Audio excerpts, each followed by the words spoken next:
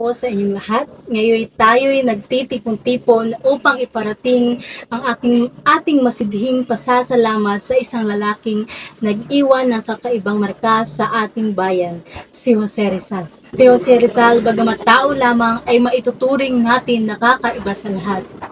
Para sa kanya, ang baril at itak ay hindi sukatan ng tapang sapagkat ang tunay na tapang ay nanggagaling sa pagmamahal sa bayan na hindi gumamit ng anumang dahas kundi sa pamamagitan ng kanyang pagsusulat at ang kanyang mga akda.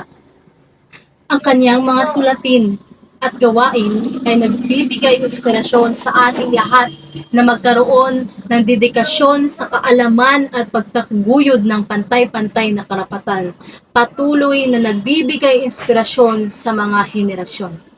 Sa pag-alala natin sa kanyang buhay, ating pinagmumuni-muni ang kahalagahan ng pagtindig para sa tama at makatarungan.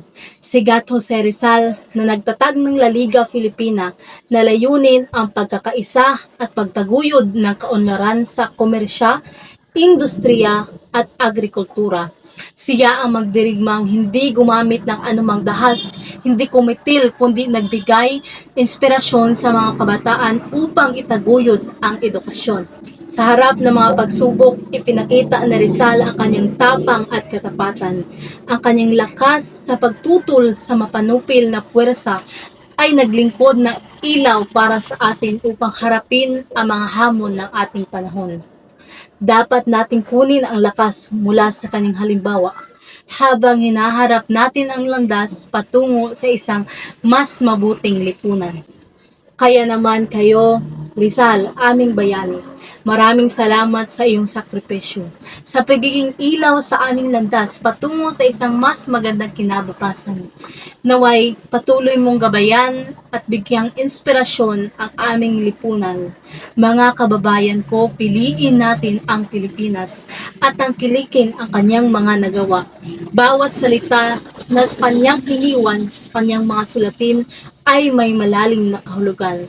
Mga daang taon na ang lumipas, ngunit ang kanyang kalayaan ay naipagkaloob na sa bansang Pilipinas. Saludo kami sa iyo, Rizal.